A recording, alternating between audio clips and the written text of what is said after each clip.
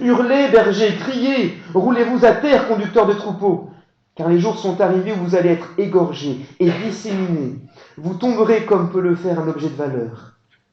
Plus d'asile pour les bergers, plus de refuge pour les conducteurs de troupeaux.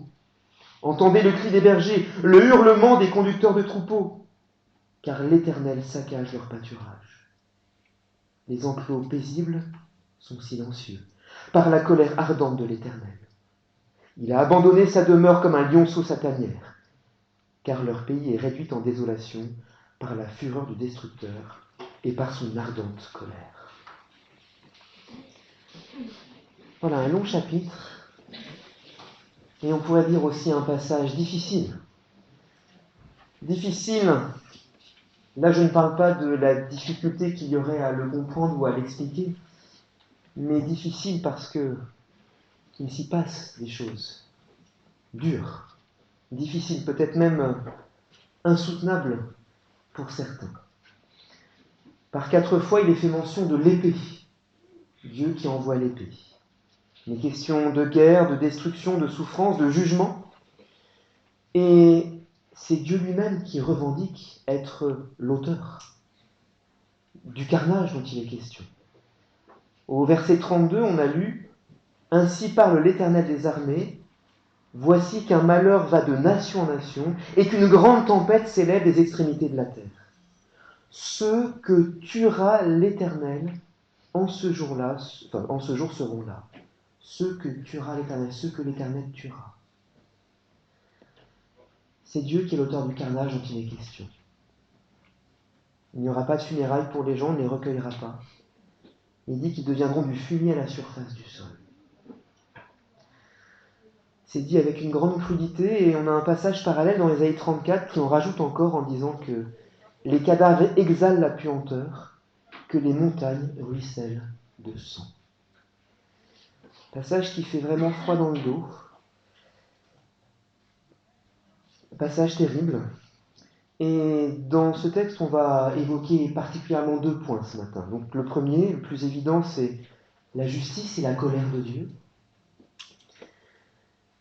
Dieu qui nous dit au verset 31, donc qu'il entre en procès avec les nations, qu'il entre en jugement contre toute chair. On a eu une longue liste de peuples, de nations, pour bien montrer que toute la terre est concernée. L'Éternel est en procès avec les nations. Et puis, dans un deuxième temps, eh bien, après avoir parlé de la justice et de la colère de Dieu, on parlera cette fois-ci de la colère et de la justice des hommes. Parce que, eh bien, le jugement de Dieu s'exerce au travers des hommes. Au verset 8 et 9, nous avons lu « C'est pourquoi ainsi parle l'Éternel des armées, parce que vous n'avez pas écouté mes paroles, me voici. J'enverrai chercher toutes les populations du nord, oracle de l'Éternel, et Nebuchadnezzar, roi de Babylone, mon serviteur. » Dieu appelle Nebuchadnezzar, le roi de Babylone, le roi d'une nation païenne, son serviteur. Et son serviteur, pour quoi faire ? Eh bien, pour vouer à l'interdit le pays, en faire un sujet de stupéfaction, de raillerie, et même, il est dit, des ruines éternelles. Donc on voit que, et on développera cette idée que le roi de Babylone est ici l'instrument de Dieu pour juger son peuple, pour exercer non pas la justice des Babyloniens, non pas une justice humaine, mais la justice de Dieu. Mais premièrement, donc, premier point, on va évoquer la colère et la justice de Dieu. Mais avant cela, j'aimerais qu'on prenne bien conscience que, quelque part, on a tous soif de justice. Si quelqu'un nous a fait du tort, on a du mal à le supporter. On veut que justice soit rendue. On veut que réparation soit faite. Le problème, c'est que souvent les procédures judiciaires sont très longues. Elles prennent des années, parfois même plus d'une décennie. Et c'est long pour obtenir réparation. Mais savez-vous quelle est l'instance judiciaire qui est la plus lente ? Celle qui a le délai d'attente le plus long, presque un délai interminable. quelle est l'instance judiciaire la plus longue?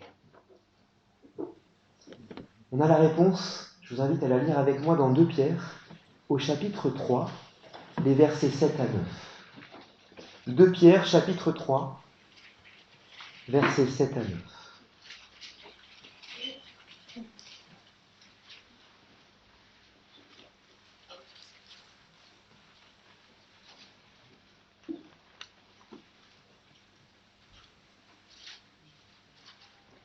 J'ai dit que par la même parole, la parole de Dieu, les cieux et la terre actuelles,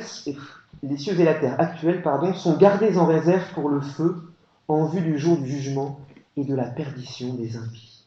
Donc il est annoncé à nouveau ce jugement ce jugement de Dieu. Verset 8. Mais il est un point que vous ne devez pas oublier, bien-aimés.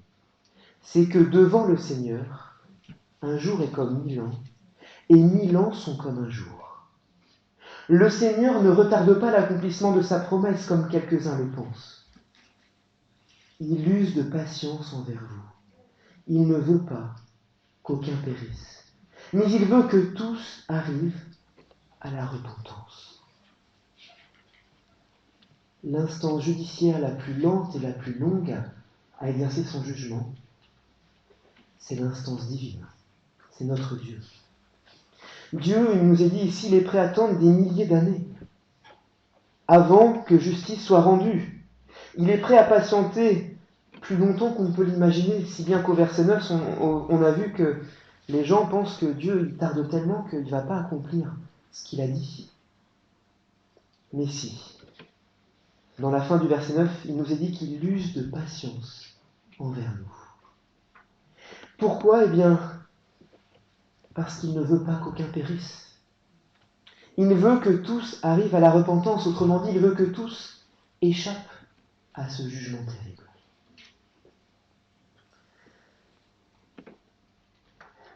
Dieu patiente, Dieu attend avant de juger. Quand il s'est présenté à Moïse, voici ce qu'il a dit de lui-même, le Dieu de l'univers. Dans Exode 34, verset 6, il dit « l'Éternel, Dieu compatissant et qui fait grâce, lent à la colère, riche en bienveillance et en fidélité, qui conserve sa bienveillance jusqu'à 1000 générations, qui pardonne la faute, le crime et le péché. » Voilà comment Dieu se présente, comme celui qui est lent à se mettre en colère, celui qui est riche en bienveillance, qui veut pardonner. Il est dit la faute, le crime, le péché. Je voulais absolument qu'on voit ça parce que quand on parle de la colère, de la justice de Dieu, il est fondamental qu'on mette cela en perspective avec cette longanimité extraordinaire de notre Dieu, de sa grande patience avant d'exercer ses jugements. Sa bonté est immense. Sa patience est infinie. Son profond désir, c'est de pardonner. C'est de faire grâce, c'est d'épargner, c'est de sauver. Et d'ailleurs, c'est pour ça qu'il y a autant de répétitions dans ce livre de Jérémie, et d'ailleurs dans toute la Bible. Dieu qui répète, et répète encore. On l'avait vu les 2 dernières fois que dans le début de ce chapitre 25 de Jérémie, Jérémie dit « Mais ça fait 23 ans que je vous répète les mêmes choses. 23 ans que je répète les mêmes choses. Mais pourquoi? Eh bien pour que, enfin, vous écoutiez, que vous entendiez le message de Dieu qui vous dit de revenir et de cesser de marcher sur une mauvaise voie. Le jugement arrive, mais revenez afin que le jugement n'arrive pas sur vous. » Et on va aller spoiler un petit peu le chapitre 26, verset 2 du chapitre 26 de Jérémie, parce qu'on retrouve à nouveau ce désir de Dieu de sauver, d'épargner son peuple. Jérémie 26, verset 2, « Ainsi parle l'Éternel. Tiens-toi dans le parvis de la maison de l'Éternel et dis à ceux qui de toutes les villes de Juda viennent se prosterner dans la maison de l'Éternel toutes les paroles que je t'ordonne de leur dire. N'en retranche pas un mot. Peut-être écouteront-ils et reviendront-ils chacun de leur mauvaise voie. Alors je regretterai le mal que je pensais leur faire à cause de la méchanceté de leurs agissements. Peut-être que je regretterai le mal que je pensais leur faire à cause de leur méchanceté. On voit combien notre Dieu fait tout pour éviter que le malheur, que le jugement tombe sur son peuple. Mais quand je vous ai lu Exode 34, verset 6, quand Dieu s'est présenté à Moïse, je n'ai pas lu jusqu'au bout. Parce qu'il dit qu'il est l'Éternel, le Dieu compatissant et qui fait grâce, lent à la colère, riche en bienveillance et en fidélité, qui conserve sa bienveillance jusqu'à 1000 générations, qui pardonne la faute, le crime et le péché, mais, qui ne tient pas le coupable pour innocent. Certes, Dieu est riche en bienveillance, mais il est juste. Et il ne tient pas le coupable pour innocent. On l'a lu ce matin dans Jérémie 9 au verset 23.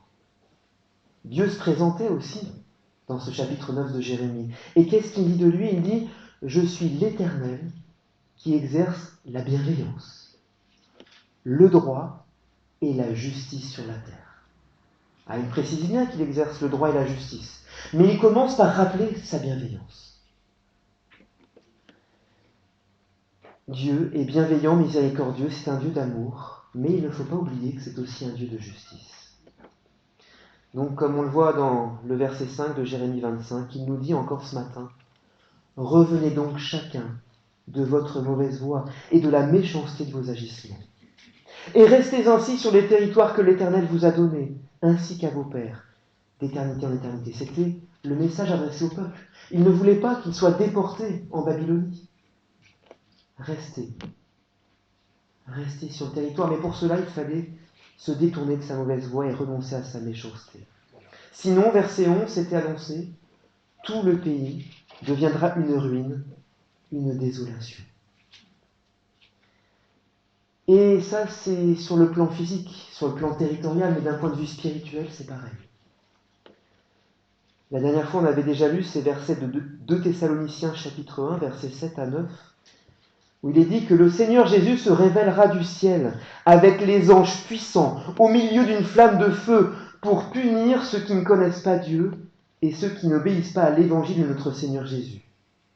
Ils auront pour juste châtiment une ruine éternelle, loin de la face du Seigneur et de la gloire de sa force.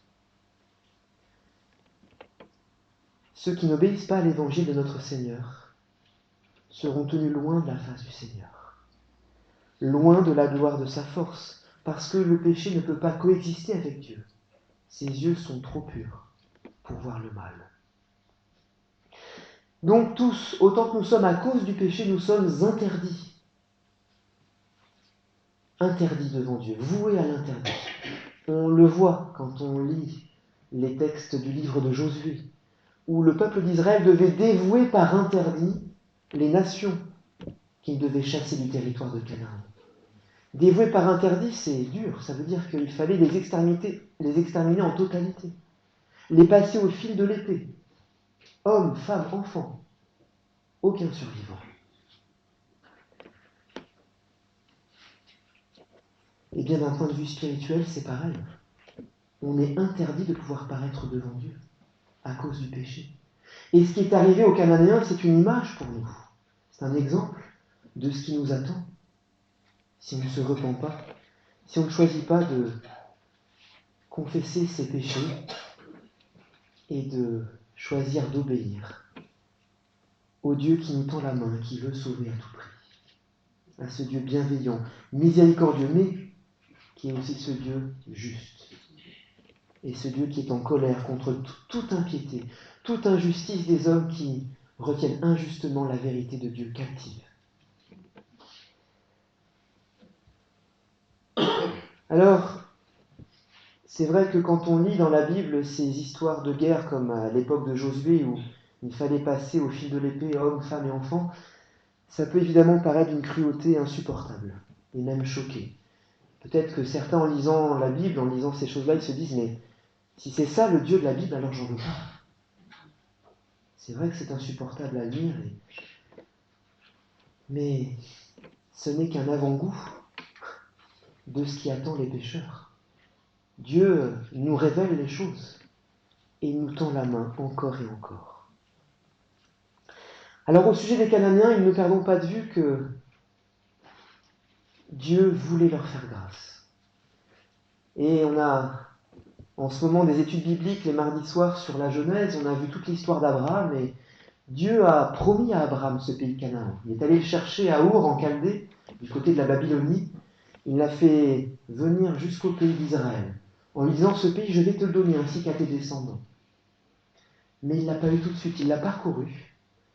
Et dans Genèse au chapitre 15, Dieu a même annoncé par avance à Abraham, il lui a dit: mais sache que tes descendants seront des immigrants dans un pays qui ne sera pas le leur.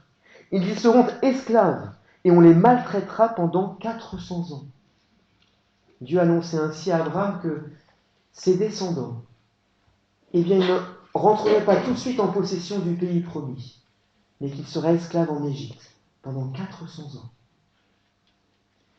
Mais Dieu aussi a annoncé à Abraham qu'à la 4e génération, ils reviendront ici, car c'est alors seulement que la déchéance morale des Amoréens aura atteint son comble. Pourquoi Dieu a attendu avant de juger les Cananéens? Eh bien, il a attendu que le péché ait atteint le maximum possible. Et pourtant, déjà à l'époque d'Abraham, on a eu l'occasion de voir ce qui se passait dans les villes de Sodome et Gomorrhe. Lorsque les anges sont venus dans la ville, qu'ils ont été accueillis par Lot, le neveu d'Abraham, eh bien tous les gens étaient aux portes de la maison de Lot. Ils voulaient absolument pouvoir faire du mal à ces gens, abuser d'eux sexuellement et leur faire du mal. Et il nous est dit que l'iniquité des Amoréens n'était pas encore là à son comble. Il a fallu encore plusieurs siècles pour que ça se dégrade encore davantage. Dieu est patient. C'est la bonne nouvelle que l'on a dans sa parole: Dieu est patient. Mais sa patience a des limites, et lorsque le pays de Canaan était mûr pour le jugement, eh bien Israël a simplement été l'instrument de Dieu pour le jugement des Cananéens. Israël a été le bras armé de Dieu pour juger ses peuples.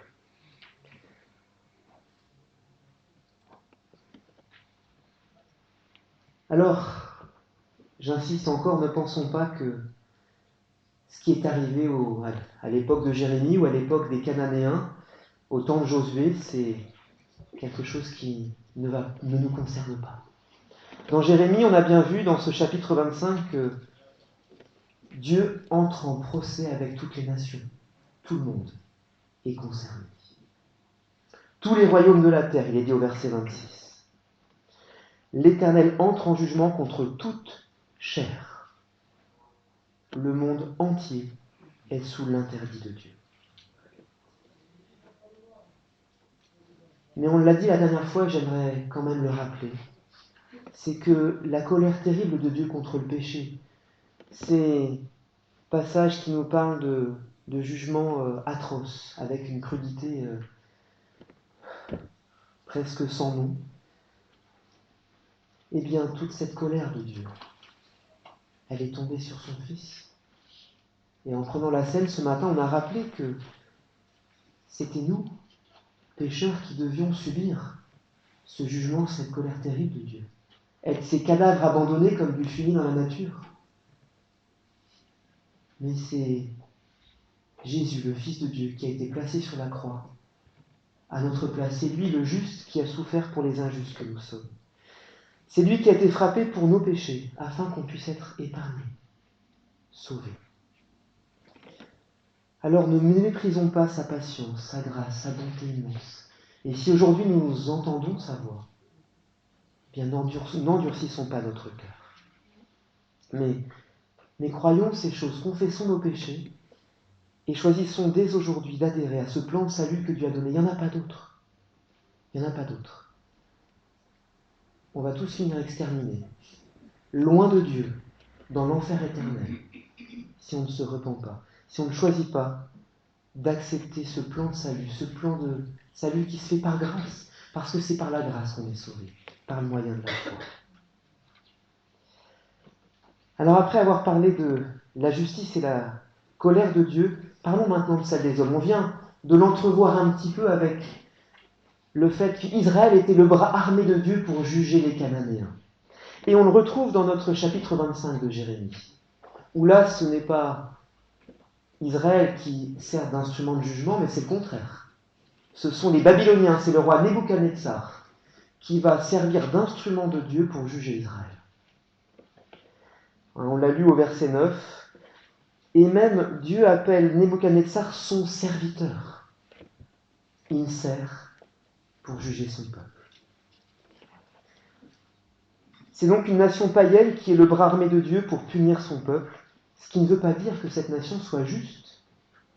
Et d'ailleurs, on le voit au verset 11 et 12, il est dit après que tout ce pays deviendra une ruine, une désolation, et ces nations seront asservies au roi de Babylone pendant 70 ans. Mais lorsque ces 70 ans seront accomplis, Dieu dit, j'interviendrai contre le roi de Babylone et contre cette nation. Pourquoi ? À cause de leur faute. Ils n'étaient pas plus justes que les Israélites. C'était aussi des pécheurs. Et il est dit après que Dieu fera de cette nation des Cananéens également une désolation. Dans Ésaïe au chapitre 10 et au verset 5, c'est même encore plus clair. Malheur à l'Assyrien, est-il écrit, bâton de ma colère. La massue dans sa main, c'est l'instrument de ma fureur. Dieu dit que la massue, les armes dans la main des Assyriens, c'est l'instrument de sa fureur. Et il dit, je le lâche contre une nation impie, je le dirige contre le peuple qui m'irrite, pour qu'il se livre au pillage et fasse du butin, pour qu'il le foule aux pieds comme la boue des rues. Mais il n'en juge pas ainsi. Et ce n'est pas ainsi que son cœur le prend, car la destruction est dans son cœur. Dieu est en train de dire, les Assyriens, effectivement, c'est l'instrument de mon jugement contre Israël. Sauf que les Assyriens n'ont pas réalisé qu'ils étaient l'instrument de Dieu. Et ils se livrent au pillage, au carnage, avec une férocité, une atrocité terrible. Et Dieu dit ensuite qu'il punira le roi d'Assyrie pour le fruit de son cœur orgueilleux et pour l'arrogance de ses regards hautains, parce qu'il a été sans pitié et qu'il a cru que c'était lui qui était celui qui était fort, qui était puissant. Non, c'est Dieu qui lui a permis de faire ça, et seulement Dieu. Donc on voit que Dieu est aux commandes de tout ce qui se passe. C'est lui qui est le maître de l'histoire. Et si une nation est victorieuse dans une guerre, ça ne veut pas dire qu'elle est plus forte ou plus juste qu'une autre. C'est simplement que Dieu a permis que les choses se passent ainsi. Dieu a choisi à un moment donné cette nation pour exercer sa justice. Mais ça ne veut pas dire que cette nation soit juste et que la violence qu'elle a déployée ne sera pas punie par Dieu. D'ailleurs, Dieu n'est pas dupe sur la justice des hommes. Et je trouve intéressant la parabole que Jésus a racontée. On la lit dans Luc au chapitre 18, qui est une parabole que Jésus a donnée pour montrer qu'il est important de prier, de ne pas se relâcher.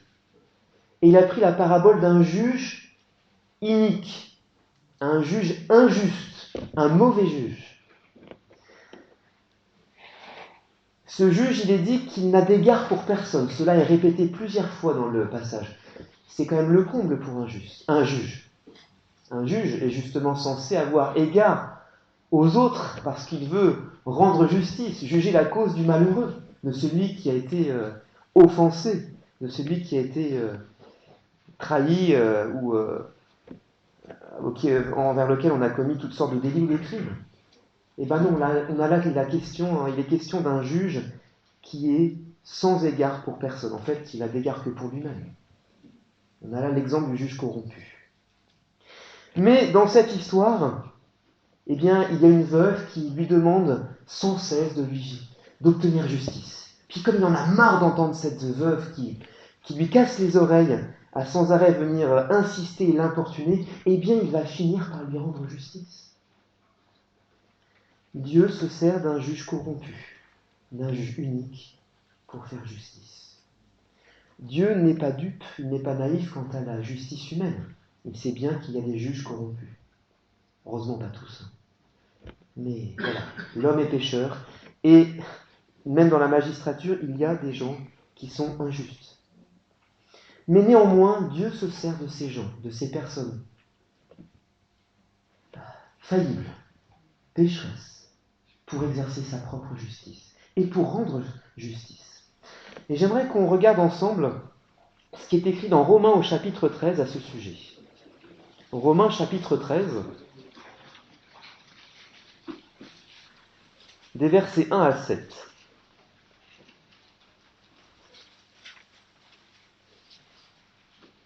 Parce qu'on pourrait se dire, puisque il y a des juges iniques et même des autorités qui sont corrompues, alors qu'est-ce que je dois, moi, aux autorités? Est-ce que je vais les respecter? Réponse par l'apôtre Paul, la réponse de Dieu par l'apôtre Paul dans Romains 13, des versets 1 à 7. Que toute personne soit soumise aux autorités supérieures, car il n'y a pas d'autorité qui ne vienne de Dieu, et les autorités qui existent ont été instituées par Dieu. C'est pourquoi celui qui s'oppose à l'autorité résiste à l'ordre de Dieu, et ceux qui résistent attireront une condamnation sur eux-mêmes. Les gouvernants ne sont pas à craindre quand on fait le bien, mais quand on fait le mal. Veux-tu ne pas craindre l'autorité? Fais le bien, et tu auras son approbation, car elle est au service de Dieu pour ton bien. Mais si tu fais le mal, sois dans la crainte, car ce n'est pas en vain qu'elle porte l'épée, étant au service de Dieu pour montrer sa vengeance et sa colère à celui qui pratique le mal. Il est donc nécessaire d'être soumis non seulement à cause de cette colère, mais encore par motif de conscience. C'est aussi pour cela que vous payez des impôts, car ceux qui gouvernent sont au service de Dieu pour cette fonction précise. Rendez à chacun ce qui lui est dû. La taxe à qui vous devez la taxe, l'impôt à qui vous devez l'impôt, la crainte à qui vous devez la crainte, l'honneur à qui vous devez l'honneur. Que toute personne soit soumise aux autorités supérieures, parce qu'elles ont été instituées par Dieu. Et celui qui s'oppose à l'autorité résiste à l'ordre de Dieu. Et on s'attire ainsi une condamnation sur soi-même. Donc Dieu nous met en garde de ne pas respecter les autorités, même si elles sont imparfaites. Vous savez, du temps de Jésus, la Judée était occupée. Il y avait l'oppression romaine. Et les gens aspiraient à la délivrance. Il y a même eu des révoltes. Et on espérait même que Jésus, ce serait lui qui délivrerait le peuple des Romains. Et c'est ce que les disciples qui étaient sur le chemin en allant vers Emmaüs, après la mort de Jésus, pensaient. Ils disaient, mais nous espérions que ce serait lui qui délivrerait Israël. Ben non. Jésus est mort et ressuscité sans avoir délivré Israël de l'oppression des Romains. Et le texte de Romains 7 parlait des impôts et des taxes, et justement on a cherché à piéger Jésus à ce sujet. Dans Luc 20, je vous le lis, ce qui est écrit, les gens se mirent à surveiller Jésus et ils envoyèrent des espions qui se donnaient l'allure d'être de bonne foi. L'idée était de le prendre à l'une de ses paroles et de le livrer aux magistrats et à l'autorité du gouverneur. On voulait piéger Jésus pour le traduire devant la justice des hommes. Et donc on lui a posé cette question. On lui a dit, mais est-ce qu'il faut payer l'impôt à César? Ce à quoi Jésus a répondu, mais de qui la pièce que vous avez là, elle porte l'effigie? Et ils ont dû répondre, de César. Et donc Jésus leur répond, rendez à César ce qui est à César, et à Dieu ce qui est à Dieu. Et ils ont été surpris de cette parole et ils n'ont rien eu à redire. Il est dit qu'ils ont gardé le silence. L'obéissance de Jésus, l'obéissance aux autorités, même les autorités romaines qui étaient à l'époque un occupant ennemi, eh bien il fallait la respecter.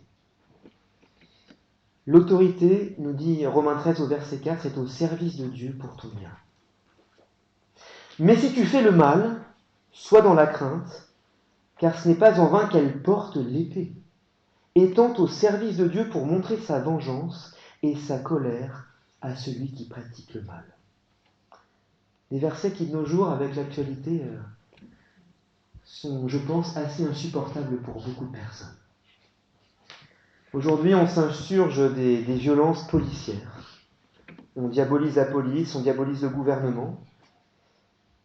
Et je dirais attention à ne pas tomber, nous aussi, en tant que chrétiens, dans cette même révolte. L'autorité doit être respectée. Qu'on l'approuve ou qu'on ne l'approuve pas. Qu'on ait voté pour elle ou qu'on n'ait pas voté pour elle. Qu'on l'aime ou qu'on ne l'aime pas. Jésus a montré qu'il fallait respecter l'autorité romaine. Paul nous dit de respecter l'autorité qui vient de Dieu. Elle est instituée par Dieu. Et même dans Ecclésiaste 10, verset 20, il est dit « Ne maudis pas un roi, même dans ta pensée. » Ne maudis pas un roi, même dans ta pensée. Pas seulement en parole. Et donc, si on n'est pas d'accord, parce qu'on peut ne pas être d'accord avec les autorités en place, surtout si elles sont corrompues, ça existe, qu'est-ce qu'il faut faire? Prier. 1 Timothée 2, verset 1. J'exhorte donc en tout premier lieu à faire des requêtes, prières, intercessions, actions de grâce pour tous les hommes, pour les rois et pour tous ceux qui occupent une position supérieure, afin que nous menions une vie paisible et tranquille, en toute piété et dignité. Priez pour les rois, pour les autorités, pour que justement on puisse continuer, ou qu'on puisse vivre une vie paisible si ce n'est pas le cas.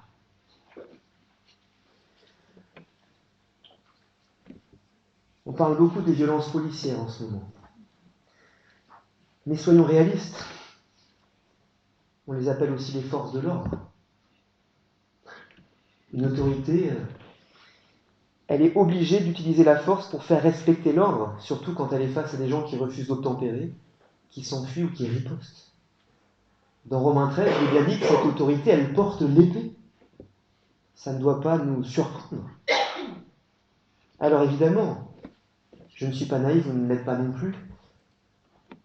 Il y a des débordements, il peut y avoir des violences excessives, bien sûr que ça existe. Mais ne confondons pas tout. Et je relis le verset 3 pour conclure de Romains 13. Il est dit « Les gouvernants ne sont pas à craindre quand on fait le bien, mais quand on fait le mal. Veux-tu ne pas craindre l'autorité? Eh bien, fais le bien, et tu auras son approbation. Car elle est au service de Dieu pour ton bien. Mais si tu fais le mal, sois dans la crainte. »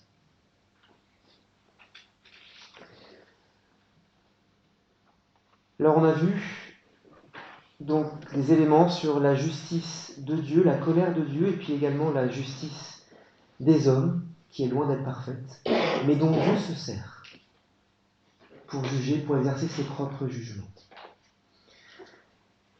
Et j'aimerais juste vous citer 2 versets qu'on avait donnés la dernière fois pour finir. C'est dans Jérémie au chapitre 21, où Dieu dit, à cause du péché de son peuple, à cause de la méchanceté qui s'est installée, « Je combattrai moi-même contre vous, d'une main étendue et d'un bras puissant, avec colère, avec fureur et avec une grande indignation. »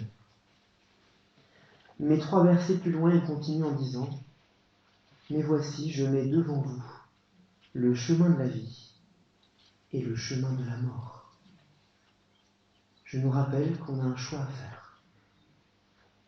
Dieu nous prévient. Il annonce avant qu'il n'arrive les jugements qu'il prévoit de faire. Il est patient, il attend, il patiente longtemps. C'est l'instant judiciaire la plus longue qu'on puisse imaginer. Mais néanmoins, le jour vient où le jugement viendra. Donc soyons prêts et ne méprisons pas sa bonté, sa miséricorde, sa grâce. Mais tournons-nous vers lui dès maintenant. Choisissons le chemin de la vie. Nous allons prier. Seigneur, merci encore pour ta parole et merci parce que tu es ce Dieu qui veut faire grâce. Tu es ce Dieu qui est aux commandes de toutes choses. L'histoire de ce monde t'appartient. Et combien c'est rassurant pour nous de savoir que nous sommes dans ta main. Que ce qui arrive dans ce monde, c'est toi qui le permets. Et si tu ne le permets pas, eh bien les choses ne peuvent pas survenir. Aide-nous à te faire confiance, à croire que tu as les rênes de nos vies comme tu as les rênes de ce monde. Et Seigneur, combien il est rassurant, on a pu le voir ce matin lors des partages, que tu nous prends comme des agneaux dans tes bras. Tu veux nous faire du bien. Tu veux nous épargner. Et cet agneau qui est comme cette brebis muette destinée à la boucherie, eh bien ça a été ton fils Jésus. C'est lui qui a été massacré, qui a été humilié, frappé pour nous. Seigneur, merci pour cela et donne-nous de t'honorer dans nos vies en réponse à ce si grand amour que tu as eu. Nous t'en prions au nom de Jésus le Messie.